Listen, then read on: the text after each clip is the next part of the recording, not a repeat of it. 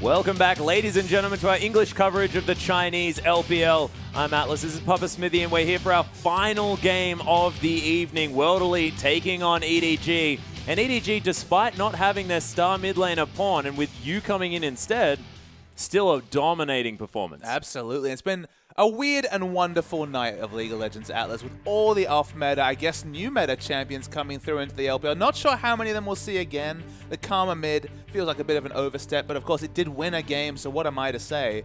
It's an exciting time to be alive, and China definitely catching up for lost time with some of these picks. Yeah, well, it's exactly right. And just have a look at this ban list and think about like what those bans would make you think if it came through at the start of the year.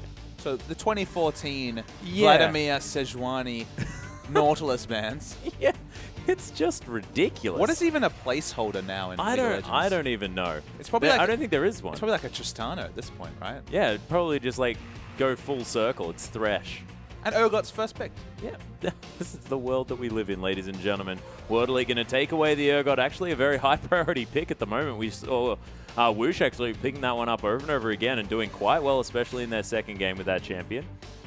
EDG now thinking about their follow-up picks here, and you might want to take this LeBlanc into the mid lane. GA had a decent performance, especially in the laning phase, but sort of was unable to make anything happen in the team fights. So, I mean, Yu's more noted as maybe a Z player when we're talking about more aggressive champions. Kind of had to default to Ziggs because that was what suited EDG's playstyle the most. Yep. Still played a bit of Nidalee and the likes of Zed. I mean, LeBlanc, not necessarily one of his trademark champions, but with Lissandra banned away, maybe that's just a situation where he doesn't have any comfortable champions to pick into it, so why not just take it away?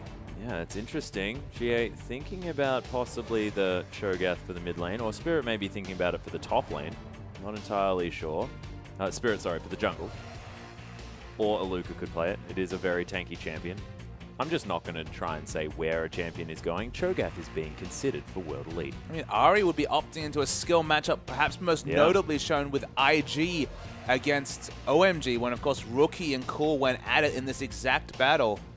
Ahri opting into this matchup. We haven't seen any Ahri tonight, despite the fact that we have multiple undefeated Ahri players with more than 3 games played. Ahri finally comes to the LPL. It took 8 games tonight, but we see it on patch 5.6. Oh my goodness, is it going to happen? He likes to hover, Varus, so just calm down for now. I even just like the hover. That's making me happy. Irrespective. Rek'Sai, though, was left open. Of course, when you have all of these very weird and wonderful bans coming through, the likes of Sejuani, Vladimir, and of course Nautilus, then the Rek'Sai tends to fall through the cracks. Spirit not wanting to opt into that one, wants to go for the more aggressive early skirmishing jungler in the Lee Sin. But it is going to be deft on the Kalista one more time, and Rek'Sai here for Clear Love. I mean, to me, what I think Deft is doing is showing that he can play this champion that is avoided for the whole season, just to, again, play mind games against the enemy. EDG, they're not playing for much more apart from practice, pride, and just getting themselves in the best frame possible for finals. Is that showing their best strategies? Probably not, but just continuing to play the Kalista whenever it's available. It hasn't been banned against EDG at all this season, because again, he hasn't shown it as a champion. OMG get target bans for the Kalista. Yeah. In this situation, it's just really good strategically to keep showing it, because of course Def can play Kalista, he can play any champion in the AD carry role. Mako, he's showing the Bard. We've been surprised once already today. No. Audible gasp and sadness in the studio. Alistar would be pretty cool, though. Yeah, Alistar would definitely be cool. That Fate's Call into the headbutt pulverize is a whole lot of extra CC. Maybe not the likes of Nautilus, who also has CC on his passive, but Alistar definitely no slouch when it comes to that, and we'll see whether Mako can be his aggressive self now on the cow. I mean, there's been 24 games a week. We're now into week 10. That's going to be 240 games of League of Legends at the end of this week, and I can't tell you if there's been an Alistar this season. No, I don't actually think that there has been in the LPL thus far. And with such a big sample size, it's a surprise just because, look... This season, of course. Yeah. This season of the LPL, absolutely. Of course, there was top lane Alistar and all sorts of other shenanigans in previous years. But Alistar, he's always been pretty good. It's just that other champions maybe are more reliable than him. Of course, there's always the downside of a potential flash WQ combo might not come off. The headbutt pulverize is a risky maneuver. He's a melee champion, and melee support laners aren't always that popular, but we've seen plenty of Leona and other champions. It's taken a long time. I can't say for sure there's been no Alistar, but I certainly can't remember any. No, I can't. And not any sort of standout performances here either, as we are going through the lineups here. GA against you now in a sort of opposite matchup, but Ari going into the LeBlanc here, and this is the exciting one. It is going to be Urgot into the Kalista, and you have to think that switcheroo going to be pretty handy. Absolutely. And in general situations, it's going to be a very tough laning matchup for Deft. I have to think that with, two range champions against Kalista and a melee support, EDG are going to be desperate to get a lane swap, and they'll be on World Elite to try and stop them in the early game. Yeah, and I of course mean hyperkinetic position reverser. Switcheroo is, of course, Jinx's Q, but it's a little bit easier to say. Semantics, Atlas. Yeah. I think our viewers knew what you meant. Look, maybe, because it was very confusing. It's still an ability. It's just not one of his abilities. But, ladies and gentlemen, let's get on to the Rift and see how it goes.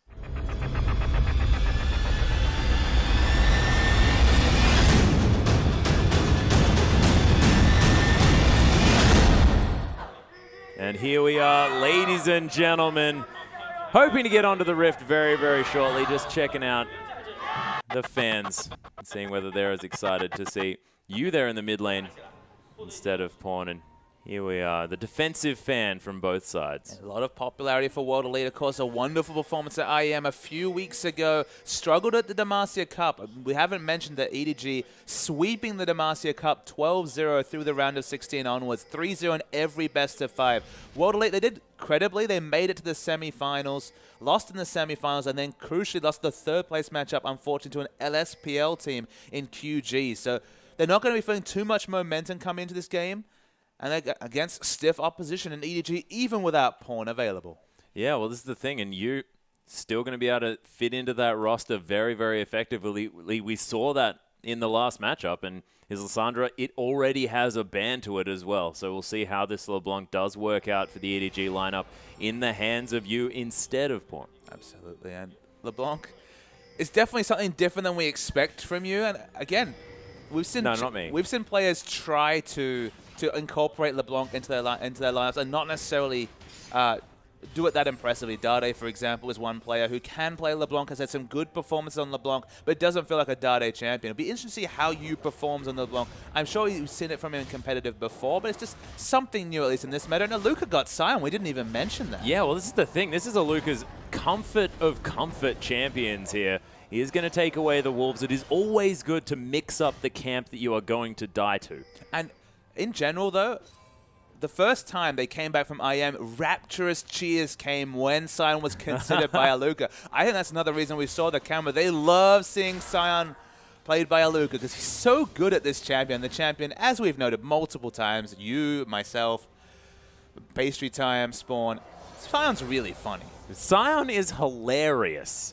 But in the hands of in the hands of Aluka, it is his perfect champion because, of course, gets to that point where he's such an immovable tank. And that's precisely how Aluka plays, in your face, but never really worries about going into trades or trying to defeat his opponents. He just wants to be frustrating. I mean, frustration is going to be the story in bottom lane as well. Remember, this is Kalista and a melee support against Urgot Thresh. About as frustrating a lane matchup as you can have. There's not enough range in the world, barring maybe a Caitlyn, to deal with what Urgot does in lane. So it's going to definitely be struggle street for Deft for one of the few times this season they couldn't get the lane swap they were looking for.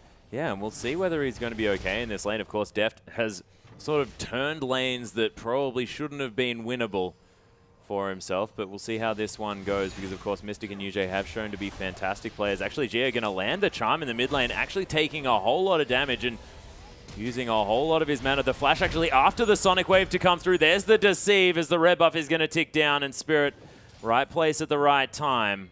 GA with no follow-up, though, because no mana. And a skill matchup has to use his flash, crucially, very, very early. One of the other issues, oh my goodness, here we go. Yeah, there's the headbutt Pulverize and Mystic. Oh, straight on top of the Dark Passage, but another knock-up to come through as the exhaust down on a Mystic. Uses the heal there as well, gets slowed down by the Rend.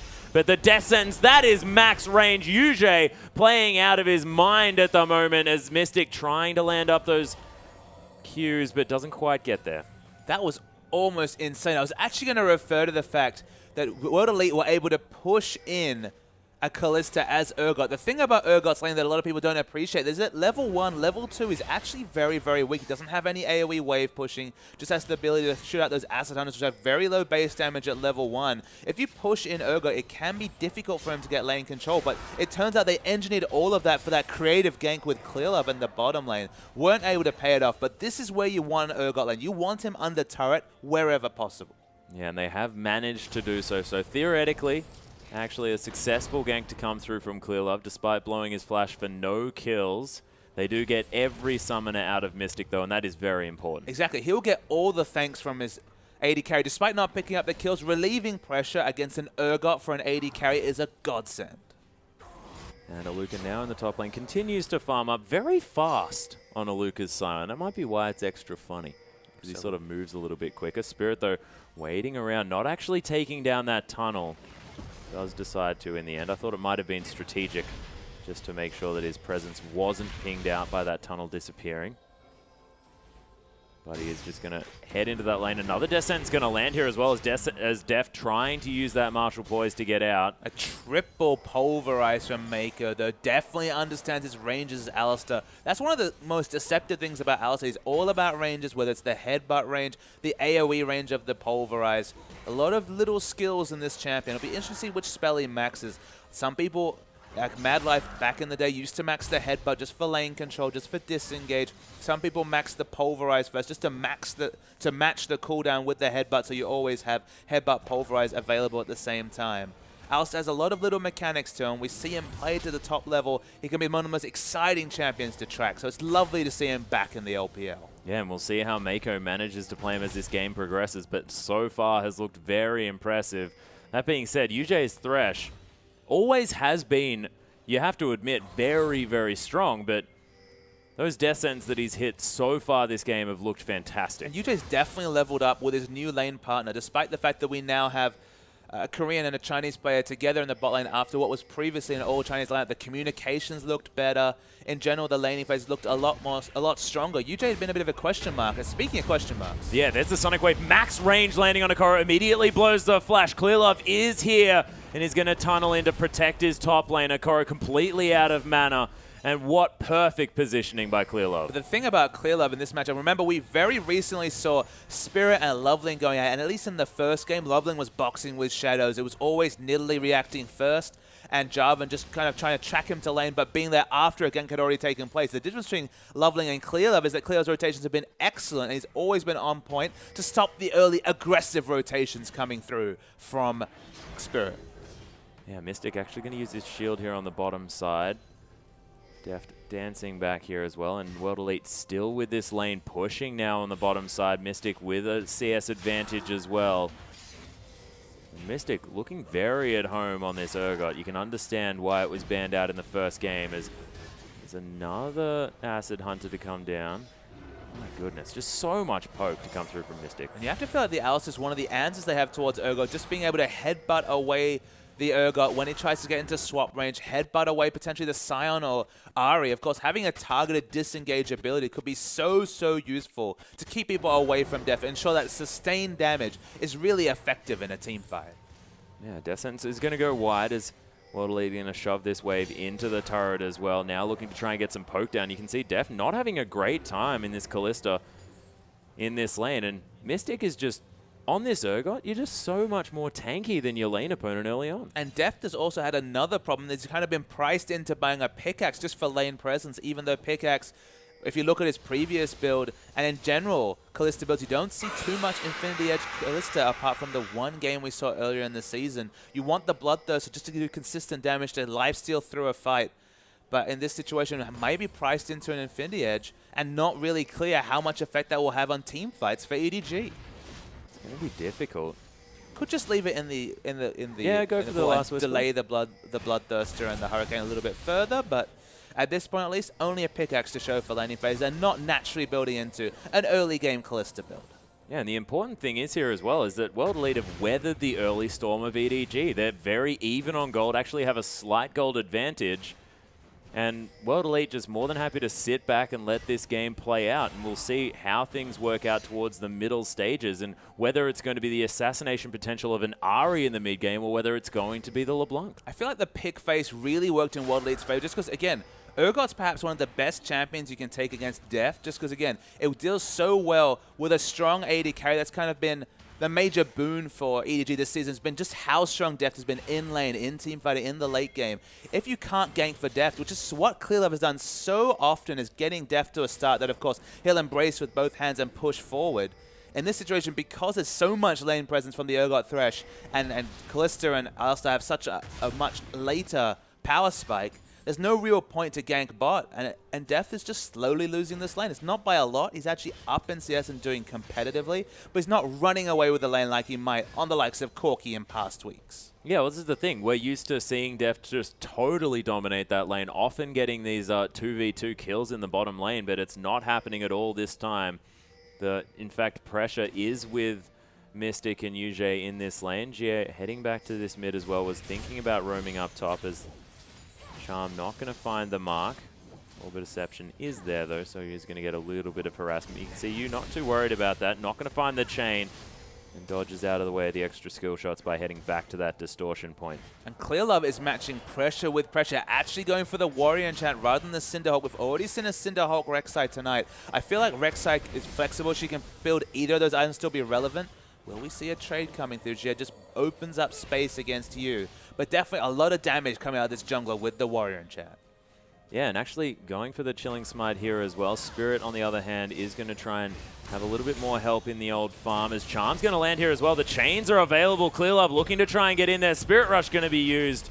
And oh my goodness, the Prey Seeker almost setting it up for the Ignite kill, but not quite getting there. Jie is going to head back to base, but there's the Sonic Wave. The Resonating Strike's there as well as Spirit doesn't quite decide to go for the kick as the Prey Seeker comes over the wall. Yeah, the Tremor Sense did spot out Spirit, so he was able to juke the kick coming through. Yu's able to stay in lane, build up a bit more CS. In fact, Ahri's going to overstay a little bit in this scrud. I guess confident that Yu's is going to push out and back, so able to pick up a bit of CS and move towards that Athene's Unholy Grail. Yeah, Deft actually managing to get this lane back in order here on the bottom side. Will have exactly the same farm as Mystic as this wave crashes into the turret as well. So Brutalizer completed by Mystic. Does have a pickaxe as well. Towards the Mana Moon. Yeah, getting very, very close towards it. Of course, I'm used to it being a longsword, to be honest. Absolutely, A little bit old school. And I can understand that. It's definitely been a reason. Oh my goodness, the Q, right? Yeah, actually, the kick into the face of you as well. And Spirit just with the 1v1. No max worries. range Q into a kick. Lovely mechanics coming through from Spirit. Pays off the Warrior enchant that, of course, Lee Sin is always going to be building. It's the most slot-efficient AD item by far for junglers. And Lee Sin with the Brutalizer, you know, the extra armor penetration, he loves that item. Yeah, and that is going to be First Blood as well taken here for Spirit. And as far as getting extra pressure from your jungler is concerned, if that jungler's name is Spirit and you're on the enemy team, man, that is very, very scary. And both junglers, both mid laners took their turns overstaying. LeBlanc pushed in the wave, then Ahri overstayed to get that one last load of creeps, and then you, in turn, overstayed again, got assassinated by Lee Sin. So someone was bound to get punished for staying in the lane so long. And speaking of punishment, make one round of EQs, and he's suddenly at 40% health. Yeah, I mean, that's the corrosive charge, and then those Acid Hunters just coming so easily from Mystic, and now that he has that tier stacking up as well, it's not as detrimental to that mana bar. Decided not to go with the Flask, which is what we had seen previously, but of course the mana just going to keep stacking, and it's going to be easier and easier to keep pressure on this lane. It's one of those situations where Urgot, because his 425 range, doesn't really proc the lifesteal in terms of auto attacking. Auto attack's a bit less than other AD carries, definitely less about auto attack damage, so it kind of makes sense to navigate away from the Doran Blade and go for either longsword start, boots for potions is an option, even a mana potion. You're very flexible in your openers. If you think it's going to be a tough punishing lane, then you might opt into the Flask 3 pulse. That's definitely the start in the mid lane, but in a lane matchup where you're so one-sided in terms of lane presence, especially in the early game, I do like the choices. Not even bother with all that regen. Yeah, Spirit going to find his way to the mid lane, but doesn't find any joy onto you here. As UJ and Mystic continue to push this one up, and lead is actually with Deft at this stage. been CSing very, very well. That's kind of the downsides. If you don't get the harassment, you don't get any kills in lane, 425 range, and then trying to farm with Acid Hunt is never ideal. Of course, minions will always block away. The minion line will break differently, and you won't always be able to get Acid Hunt a last hit. So if it just turns into a farm lane, it definitely suits Deft. Yeah, it was a really nice distortion from you there in the mid lane, dodging out of the way of the charm, of course, getting behind the Ahri, which is very important. That is a huge decimating smash onto Koro, but Aluka, we mentioned it before, and doesn't necessarily have kill pressure. He's just pretty frustrated. But still something very notable, Atlas. We were looking at the skill max. Of course, for so long, the Roar of the Slayer max has come from these Scions. This is actually a decimating smash max. And even further on top of that, he's maxing the shield second. So oh my goodness. The Roar of the Slayer only going to be used as a 1-point utility tool. Yeah, just trying to use it for the slow, for setup CC. Not going to be using it to farm out the waves, which is generally what you see. Has a little bit of armor shred as well, so it does have quite a few utility options on that E. But yeah, I mean, decimating smash means basically instant wave. You have very high base damage in that ability. And then the shield for more tankiness. Yeah, interesting. We'll see how Aluka does utilize that if we get into any mid-game team fights. Of course, most of the time that we see Scions in these team fights is generally towards the late game. Everything's going to be maxed, but of course, the mid-game skirmish, see whether it changes anything for Aluka here, and we know that he's a very practiced Scion player. Absolutely. I'm going to defer to Aluka if I'm going to defer to anyone on Scion. There's the headbutt and the Pulverize. Yeah, Pulverize coming into a multiple members here as well. Mako actually going to get kicked out of this fight. Fate's Call, though, gets him right back in there as Mystic gets exhausted. Spirit taking so much damage as the Unbreakable Will is out there. Oh, Charm actually not aimed onto Mako there as he gets swapped back into the fight. GA actually, oh my goodness, just launching himself into that one. The headbutt over the wall doesn't actually net anything as Spirit gonna go down. Yuji already dead as Mystic trying to clear this one up. The double kill now for you as he enters this fight. Deft so incredibly low. Oh my goodness, the Acid Hunter doesn't find it. The heals there. The auto attack from Mystic secures the kill. You might actually find it, and he does. But man, that was a difficult to kill Urgot. Yeah, the Deft lived a very long time until it was DPS down by the LeBlanc. I believe that was the refresh of her cooldown on her ultimate. Yeah. Not that long, even at level 11. They get the exit kill. Deft bought the time, so credit to him. Does fall down all in all. I thought that would for sure be a team fight win coming through from World Elite. But it's EDG who even have a dragon to show for it as well. They just kited back and re-engaged so often, running around, use cooldowns, and just playing that LeBlanc. You know, we questioned it to some degree and maybe didn't deny that he was a good LeBlanc, but certainly shown that he's just fine on that champion. Yeah, well, this is the thing, and they waited for you to get there as well. That was the whole Unbreakable Will that Mako used just to buy time to get that LeBlanc into that fight. It was beautiful to see by EDG, and in the end managed to pick that one up. And Deft now sitting on 4 extra assists. He has died, and he has picked up that Infinity Edge. And look, once you had the pickaxe, probably priced into it because you need an item power spike to compare to the much cheaper but significant spikes coming through from an Urgot, Mana Moon, and double cooldown reduction. There's the Death Sentence. Yeah, Deft actually getting Death Sentence here as well, taking so much damage. The Fate's Call's there as well. He's got so much to deal with, though, as Mystic is going to pick up the kill. Clear Love is going to clean it up, though, as Yuji going to fall down. Deft going to try and get back into this one. Mystic is taking a long time to die, but in the end, it's a double kill for the Rek'Sai. Critically, Deft doesn't get any kill involvements. Actually, no, still gets an assist, so must have had some autos running. They're continuing to dive. Yeah, that's the knock-up onto Spirit here as well. You looking for a chance to get in there as there's a Twisted Advance. You picks up the kill. Mako doesn't even die to Jie, who's now in a whole lot of trouble. As Koro, he's happy to tank this one up. Mako's there as well. Doesn't quite have the Pulverize, but he's got a heck of a lot of damage. Excellent turret juggling coming through from EDG. Another 4 kills they add to pad their scorelines. Aluka critically did not have teleport available for that engage, and using that teleport downtime from the Scion expertly are EDG playing around their cooldowns. Deft's not happy, 0, 2, and 6, but everyone else doing just fine on the side of EDG. Yeah, and Clear Love now 3, 0, and 5, 100% kill participation. You have to think, EDG, you look at this team, and as soon as someone isn't having the game that they want, somebody else picks up the pieces, and at this point, it's you and it's Clear Love. What a re-entrance to the competitive scene for you. You can't even really remember Pawn. He's so wonderful, especially on this LeBlanc, but shrugging off any comparisons, there's no kind of downside to this you being involved in this game because he's been so on point on the Sandra and now LeBlanc. Yeah, and it has been rotating around this map so beautifully as well, has always been where his team needs him to be, and This is a Chinese mid laner as well, so there is no communicational issue between any of these guys apart from Deft. And look, their rotations have been on point, but they were before. It's a credit to you that we can't really separate EDG with Pawn and EDG without Pawn. Yeah, well, precisely.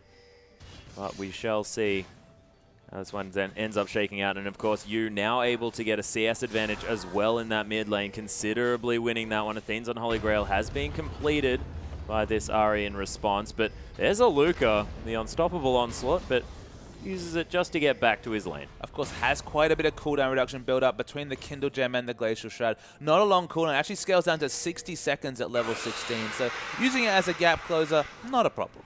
Yeah, you may as well just use it for a little bit of extra speed here as well, and Luca does want to get into a side lane as quickly as possible. Speaking of rotating the side lanes, Killab's looking to go in aggressively. This might be a bit too far, though. Hyperconnect Precision Reverser is available. Yeah, Koro's there as well. Wants to swap the turret aggro here as the Twisted Advance still available. He gets swapped on. There's the Twisted Advance. Clearlove picks up another kill, but Decimating Smash stops him and just explodes onto the Rek'Sai. Picks up the shutdown as well. Koro now in a whole host of trouble as, my goodness, there is a Spirit there for a second, and there's the Fate's Call. Yujie actually surviving this one as well, as there's the Deceive to be popped out. Decimating Smash onto Deft, though, the max range death sentence. Yujie gets back in, and he might even survive this one as well, as Mako really wants to punish him. There's the charm, though, and the explosion again from Aluka picks up another kill. That was a 1 for 4. Yeah, at least a 4 for 1. Might have been 4 for 2. Yes, the Urgot did die to start it all off. True. But still a massive win for World Elite. This game is certainly not out in any straight ball form. Only 700 gold is the lead for EDG, despite what has felt like a one early game for EDG. Yeah, and that was as soon as Aluka got into that fight as well. This Scion really managing to clean up and stop any of the exits that were attempted by EDG. And you have to think it might have been just an overly ambitious dive there onto Mystic. I don't think you have to guess that. That was definitely biting off more than they could do. You don't need to be turret diving the Urgot necessarily at this point. Deft wasn't even in lane at that point. They was going for a sheer turret dive. The two tanky members, Maokai and Rek'Sai, felt like an overextension when they were already winning this game. And if World Elite start to bring it back, if World Elite get the next Dragon, if World Elite start to get map pressure back, remember, EDG have been rotating so aggressive because they've had basically solo control of the enemy jungle. They could always take the shortest path when they rotate to bottom. Things will start to change as gold starts to be built up on multiple threats on the side of World Elite. Yeah, but World Elite, to their credit, they're ahead in gold at this stage of the game. They have the two outer turrets in the top and bottom lanes, and we haven't spoken about this too much, but EDG, they've been sort of ignoring turrets this game. They haven't been focusing turrets. Also, Deft's been forced and shoehorned into this build, which really doesn't suit a Kalista, because even though she has Martial Poise for mobility, she needs the lifesteal. She does a lot of damage in 550 or less range. Just a bit like Vayne in that regard. So you need lifesteal. That's why Vayne loves the Blade of the Ruined King. Can also itemize Bloodthirst. So you want lifesteal in this build, but he's mainlining for damage. He does a lot of it, but doesn't have the most peel, even with an Alistar, to survive through a fight. Yeah, World Elite actually cutting EDG off in transition here as well. Clearlove looking to come round. The charm doesn't quite land on enemies. He tunnels his way in. They're ignoring the blue buff here as Jie getting a lot of damage down in the back line, but the swap onto Deft. He does pick up his Alistar here as well, but Deft just dies on it. There's a beautiful knock-up, though. We'll see whether EDG have enough damage here on the backline. Jie is going to get twisted advanced on by Koro. He's going to get deleted. You now on the run away from Mystic. The last Acid Hunter locks down the kill. And World Elite now looking to clean this fight up. Koro completely out of mana, wants to escape. Mako, oh dear, the cow getting corralled here. As Koro now looking to try and survive, but it's not going to happen. And World Elite with a successful janitorial display in the end there. 4 for 2 into 4 for 1 trades coming through from World Elite. Another one team fight. They keep fighting. They keep picking off team fights against an Urgot with a Deft that's just not combat ready. Hasn't gone for an early game build. Has honestly gone for a super late game build with the Phantom Dancer or Static Shift. Yep, it will be Phantom Dancer, Infinity Edge, but without the lifesteal against the threat of an Urgot. Urgot just can't deal with the swaps coming through. Had to use the flash right at the start of that fight. That will be the first Dragon coming through from World Elite. And after what was an overly aggressive turret dive, things are completely turning around. Just watch this fight. This is EDG re-engaging. They do not want to give away their blue buff. And the thing about Deft is he goes to use the terrain for his advantage, but this is Urgot. He's just going to swap you into the fight. And that's when things go real bad for EDG. He flashes back, but flashes straight into a Sion who's already in the middle of a team fight. Dies instantly, and you have no AD carry versus Urgot,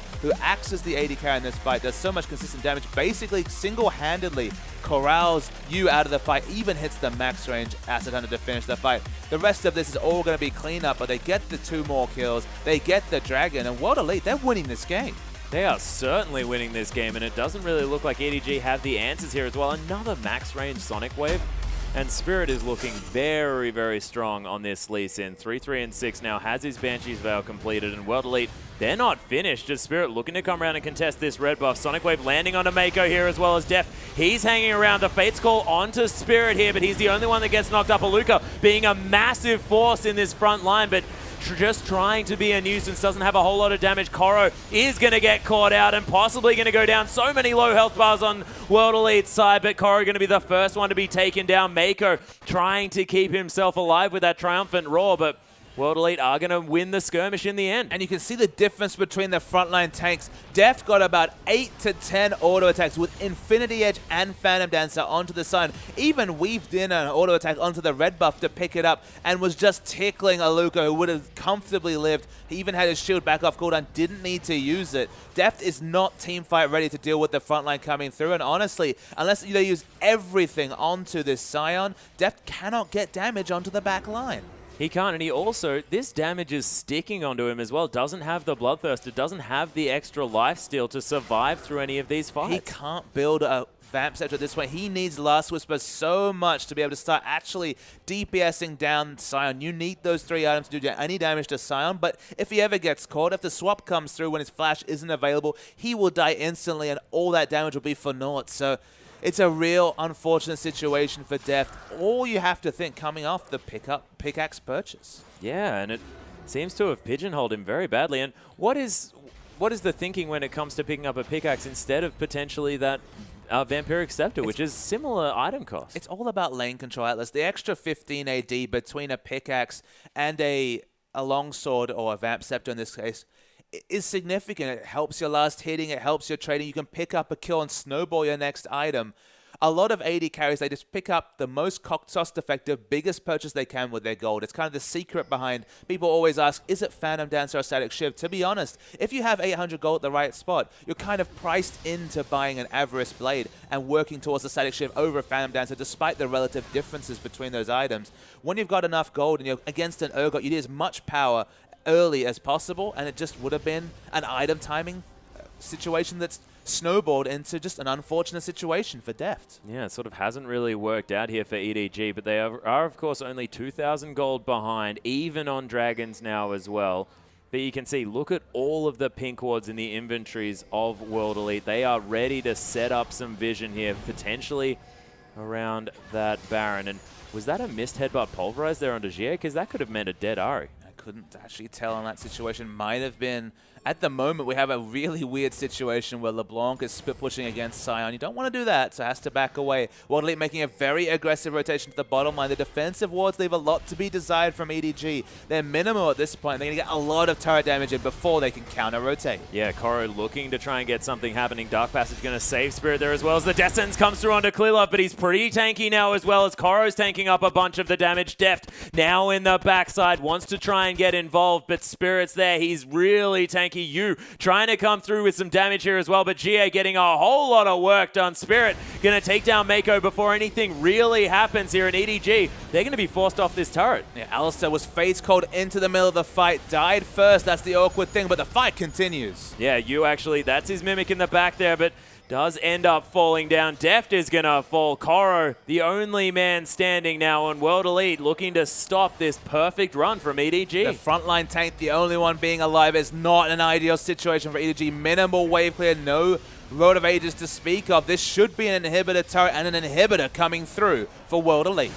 Yeah, they are going to be able to take this one down. World Elite still very, very strong. GA went very low in that fight, but just so slippery on this Ahri, and he's shown so much power on this champion thus far. I mean, he had a difficult time in the laning phase, and Yu was very, very strong moving into this one, but since then, he's died twice and picked up 1 kill in that time. And Mystic has been able to, even against double AP, go for the mainline maximum damage Urgot build. He's gone for the 40% CDR build, and the reason why this is so important is that to get the last Acid Hunter, you need, I forget the exact number, I believe at least 33% cooldown reduction. So the Frozen Heart being completed, pushing you over 30, then Runes and Masteries means that he's able to get the last Acid Hunter out, and Acid Hunters are so much of his damage. It's also at this stage, now with the Black Cleaver, he is doing so much damage to Deft that if he ever hits that corrosive charge, Deft without any lifesteal basically has to leave the fight. Yeah, well, this is the thing. And also, if Mystic and Deft are directly trading with one another, that Frozen Heart is going to stop Deft from doing anything to Mystic. Just checking the cooldown reduction. I believe he's at 36% cooldown reduction. So he's actually running scaling cooldown reduction blues. If you run 9 of those, it gives you 15%. So maybe running 6 to get the last 10% towards the 40% CDR, but definitely getting the last Acid Hunter at this point. His damage is massive. Deft can potentially do a lot of damage. He's working towards the last Whisper. It's just with this anti-carry and Urgot, maybe this is the situation EDG will get into where they really need to start banning the Urgot because it just really cramps Deft's style. Yeah, well, they banned it in the last game, and you can understand exactly why. It's being demonstrated that banning the Urgot was possibly what won EDG the first matchup. And kind of the irony is amusing is that any longtime fans of Deft from his Samsung Blue days will remember his placeholder pick before he would lock in a champion was Urgot, you know, back before Urgot was meta. And now Urgot's looking like a surprisingly strong pick against Deft. Yeah. You actually going to do some scouting here with his own face using that distortion. Spirit going to be found out by that Sentinel there as well. World Elite looking to consolidate vision around this Baron, waiting for these super creeps to head into the base of EDG. The setup is there, World Elite. They're looking to try and push out this wave, and if they don't have enough siege, they can just go back to the Baron. Absolutely, and even though they have the most range, Ahri has a ranged auto attack, Thresh has a ranged auto attack, 3 ranged auto attackers and or 2 ranged auto attackers and an Urgot at 425 range is still enough to start pushing things down. 7-2 in turrets, 7,000 gold. It isn't unassailable, but what does an EDG 1 team fight look like? That's the question to me. Even with Last Whisper being completed, they need to be fighting on multiple fronts to ensure that no AoE damage, specifically no corrosive charge, comes down onto Deft. Yeah, and it's going to be all about being able to ignore Aluka, and at this stage, I don't think they can ignore Aluka because he's making himself so omnipresent around these team fights, exactly where he needs to be. And Spirit is being just kicking people around and being a nuisance. And when you've got GA there as well, who can be anywhere in a team fight, does look very, very difficult for EDG. But if any team can do it, if any team can come back from this one, you have to think it is the #1 team in the LPL, and it is EDG. And there's no significant neutral advantages. Only 2-1 in Dragons. No Baron's been picked up. That's the last factor that I think World Elite need to be able to finally finish this game. They've already broken the base, which is a very important thing to do when you have these short-range auto attackers like Urgot. They're just baiting around Baron. They've got Tremor Sense, of course. That means World Elite want to stop moving wherever possible to try and deny any Baron vision. Maokai's in the base with only Righteous going Spirit Vision. Isn't going to be clearing these waves fast. Mako says, go away. Yeah, just pushes him into the pit, but Aluka looks for the unstoppable onslaught there as well. Actually gets knocked up out of it by Clearlove after he comes down. That was beautiful timing for that Unburrow.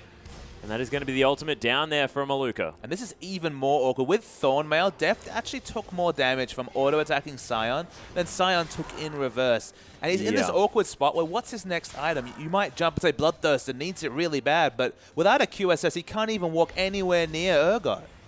Yeah, well, that's a very good point as well, and something that I hadn't actually thought of. He's going to have that Vampiric Scepter potentially denied even more as Koro's going to get hit by, oh my goodness, so much there as Clearlove is going to come through with a massive knock-up. World Elite are going to get engaged on here, but we'll see whether that's exactly what they want. Oh, that pulverized into the headbutt over the wall. Mystic, though, going to take down Yu, and now going to try and fight off against Deft here. The Ren not quite enough to secure that kill as World Elite actually flashing over here. There's the unstoppable onslaught again, but doesn't find the knock-up. Deft taking so much damage as Mako going to flash out of this one after Deft as well. He's able to get back to the fountain, but have World Elite done it? Have they managed to get through? because they're taking down Nexus turrets. They're following their super minions, pushing in aggressively. Koro's up. There's still 4 members of EDG. They're buying time, but there's the re-engage. Oh, there's actually the headbutt pulverize as well as Mystics are going to get taken down incredibly low. Deft still there on the backside. Orbit Deception not going to find him here as well as he's trying to dance through. Jie going to fall down. Aluka now, not a whole lot of damage, and finding himself alone is definitely not what he wants, as Yujie and Spirit are able to escape. But EDG, they successfully defend, but is it enough, as the inhibitor has just respawned, and now with 2 dead, EDG might be able to pick up a Baron, and this could have all turned around. Yeah, we look at the death time. It's still over 20 seconds coming through, so over 10 seconds coming through from Mystic. Still risky to take a Baron. Deft does a lot of Baron damage, but they have not scared away the Lee Sin. The teleport's coming in from Sire. Yeah, Spirit looking to try and get in here, and Aluka there as well. Deft not going to be able to lifesteal off this Baron, as well as there's the Dark Passage to come through from All on Yujie. Callista. Yeah, Deft does manage to rend that one down. Aluka going to get bounced up here as well. Mako, no fear at all, right in there. There's the Fate's Call. Does manage to, doesn't get the knock up there as Aluka able to actually pick that one up, but he's going to be dead. And EDG pick up a Baron, an extra kill. We'll see whether they can get anything up here. A nice death sentence, but Koro going to twistedly advance his way out of it. It was such fortunate timing, Atlas, for that inhibitor to respawn. That's the only reason they could go for this Baron, knowing that actually Koro could realistically teleport in without their base being wrecked. Remember, they only have a single Nexus turret left. The item time is getting closer and closer for Deft. He was forced to buy the Home Guard boots. That's 475 gold. At this point, he'd love to have back. Has the QSS, so now doesn't have to respect Mystic as much. He's still lifesteal away from having the ideal build. But you feel, and I don't know about you, Atlas, but I really feel like if Deft can get this 6 damage item without the base being wrecked, without this game ending, EDG could pull the miracle comeback, because the gold lead, it's still only small. It's still only 4,000 gold. Yeah, and there is so much standing gold on this map still available for EDG. There's 2 turrets to 8 now at this stage, and if EDG, they get a team fight and then take down a whole bunch of turrets because they have to get through them to get to the base, then as you can see right now, this Baron doing a whole lot of work, they'll be able to easily catch back up, and now only 3,000 gold, and that's only going to shrink further. And in general, World Elite are very poorly positioned across the map. There were 2 members, Urgot and Lee Sin, for some reason down the bottom lane.